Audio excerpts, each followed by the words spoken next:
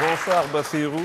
Je peux dire que je suis fier quand je te vois parler comme ça, parce que tu représentes le fruit d'un système qui, je pense, a réussi à se libérer de l'aliénation que nous vivons, que beaucoup de générations vivent depuis la colonisation et longtemps avant.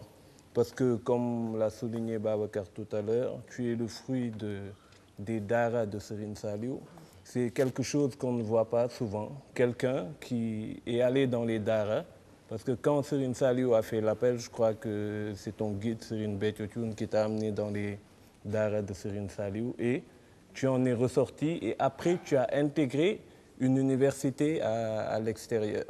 Et ça, c'est quelque chose qu'on ne voit pas. C'est quoi exactement ton cursus dans ce sens-là? En fait, j'ai fait 7 ans de Dara à partir de 93, au moment où Serigne Saliou avait fait appel en disant que jox leen ma ndaw ñi ma def ci ñoom li Serigne Touba daan def ci man donte yelloo ma wax gi sax waaye ma barkeeloo ko. C'est à cette époque que Cheikh Béthio avait amené plus de presque 1000 jeunes pour qu'ils partent dans les Dara de Serigne Saliou. Et je faisais partie de ces jeunes-là. Après avoir fréquenté les Dara pendant 7 ans, j'ai repris les études. Un jour, il y a une dame, Fadjama Silla, que je remercie d'avance sur ce plateau, qui a envoyé un frère, Aline Kassé, pour lui dire de venir la répondre. Et quand je suis arrivé, il m'a dit, nous allons voir Tata Alimatou. Je veux que tu reprennes les études. Après, cette même dame, je suis parti avec lui voir Serigne Saliou pour lui dire que, je lui ai dit, Mam, c'est pour cela, Mam, on avait l'habitude de le dire, Mam, même pas Serigne Saliou. C'est pour cela, je vais en revenir avant de terminer. Si vous me voyez, par exemple, se lancer carrément au niveau de ma pétition que j'ai fait envers Abdou Latif Coulibaly et Souleymane Jules Diop, ce n'est pas de l'acharnement, mais ils nous ont manqué de respect.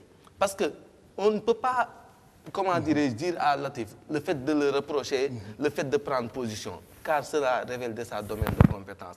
On ne peut pas lui reprocher cela, mais la responsabilité concernant l'utilisation des mots, ainsi que la manière de les dire, lui incombe entièrement. Libre à lui d'avoir des convictions qui sont complètement en déphasage avec les réalités au Sénégal. Libre à lui aussi de donner de l'importance à une telle ou telle famille religieuse. Mais rien ne lui incombe le fait de pouvoir manquer de respect à Serigne Saliou. Et son indifférence manifeste envers certaines valeurs et règles non écrites au Sénégal qui nous sont si chères, combinées de sa liberté d'expression, ne lui dispense à rien l'obligation de respecter chaque personne, pour ne pas dire une personne de la dimension de Serigne Saliou. Avant de terminer, je vais le parler en Wolof, parce que damay def appel à toute la communauté même, mais en particulier au ndongo tarbiya de Serigne Saliou. Kii yabul Serigne bi ñun la yab, ñun ñi nga xam ne ñooy njabootu boppam. Ndax tey jii l'islam a ñu xañ bu ñu l'islam xañul woon bu ñu demee bay séddale miraas sëñ bi dañ ciy am wàll.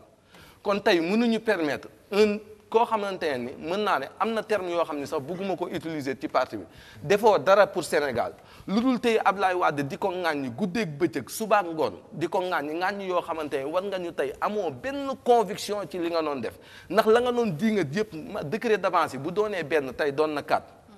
Marché gré à gré bu nekkoon 14% tey mi ngi ci 20 et quelques %. Même personne bi mooy génn di ko défendre sëñ Abdoulaye nag doon na wax ni naa fekk dëgg noo koy xamee mooy koo xamante ne say waxu démb ak say jëfu tey dafa ute te moom waxu démb ak jëfu tey dafa ute. Je pense que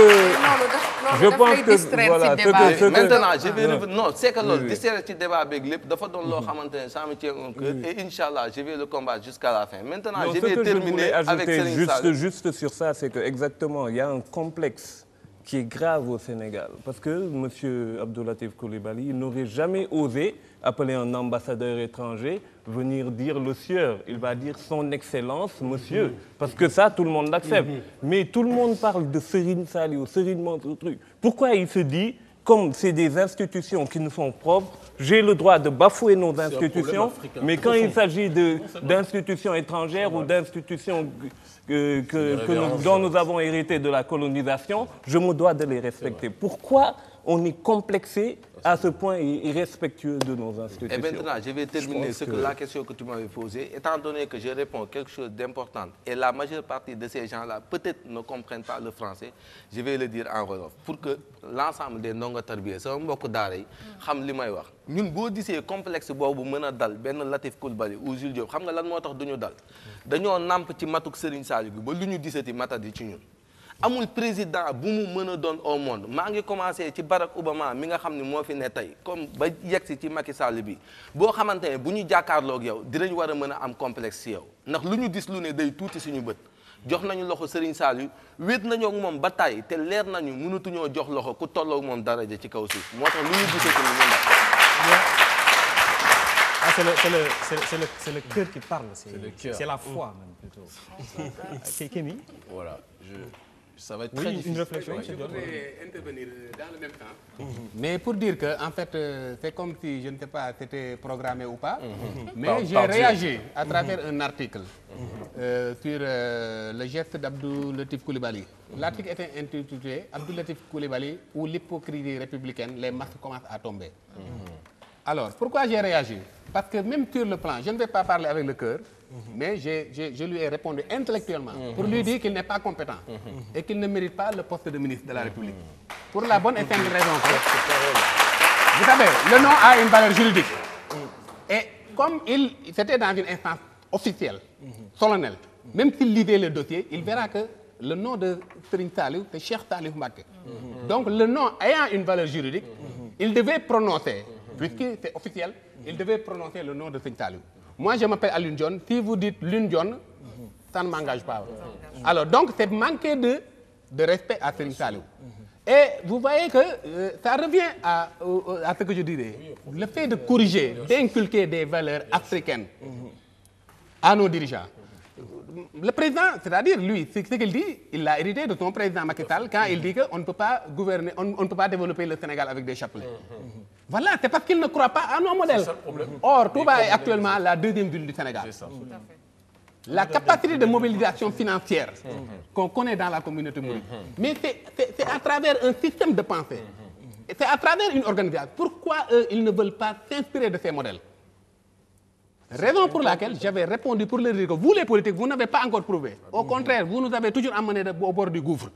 Et à chaque fois, c'était des personnes comme Mame Abdou Aziz Dabakh qui venaient pour apaiser les tensions. Ce sont les hommes politiques, les hommes religieux.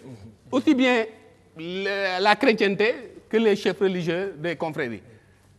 À chaque fois, c'est eux qui permettent vraiment de progresser et non les hommes politiques, qui sont en fait animés par des clientèles politiques.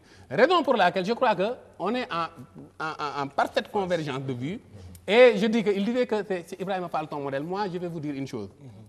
Mon seul modèle sur le plan de la classe sortie de l'école occidentale, c'est Ibrahima Fall. Ça, je vais vous le révéler. C'était mon seul modèle. Et je lui ai dit ça à lui-même. Alors donc, on est en parfaite convergence. C'est pourquoi je me demandais si c'était un hasard ou pas. Avant d'arriver à votre question, s'il vous plaît, pour une minute, je vais donner un consigne à tous mes compatriotes. C'est que nous, li leen di def, yar leen yomb na. Àddina la ñuy ut te àddina ngeeg ñun. Car on a la masse et on a les moyens. Li ñu leen di yaree mooy leen ku mel ni Latif Coulibaly ak Jules Diop bu ñu génnetee télé bu ñu leen man sama kër par exemple bu ñu ko tegee télé sama jabar zappé télé bi kenn du ko fa seetaan journal bu mu nekk kenn du ko jënd. Livre bu mu bind jour ba di nga maa ngi doon lire compte et mécompte de kii nan la tudd en meurtre commandité bu Wade bi mu noon tuumaal Macky Sall mii di wax ni que moom xam na fu 7 milliards fay woon ni dëkk moom na ko wax livre boobu ba ma meree ci moom laa boole livre ya mu mës a bind taal ba tey jii nii journal bu ma ko gis du ma ko jënd loolu nag maa ngi ciy woo ñëpp li taxoon ma lancé pétition bi nag pour wan gars yi am nañ méthode xeex boo xamante ne moom moo gën a valable di génn di taal ay pono ki tali nañ ko xeex ci benn genre xeex bu civilisé boo xamante ne li ñu koy may mooy pétition bi gën a mat instant bi j'ai dépassé les 450 000 te 500 000 dina mat bu ñu ko paree bu ñu leen wàccee ci gouvernement bi xayrun bu ñu leen wàcceewul dinañ continuer combat bi par des marches par des meetings de sensibilisation te incha allah fu Latif Coulibaly nekk maa ngi ñaan yéen ndongo tarbiya yii nga xam ne Serigne Saliou da leen yaral seen bopp ak ñi nga xamante ne bëgg nañ ko wala Souleymane Jules Diop la mu teg ci deelu sëñ Abdou Aziz Sy Junior te nga xam ne mën na ko waajur ñun ñëpp nañ maase ñaari nit ñooñu fu ñu nekk bu ñu leen jàppale nañ voté vote sanction contre ñoom continuer vote. Il va falloir qu'on appelle Abdou Latif Coulibaly sur ce plateau. Hein, tellement pour dire son point de vue aussi.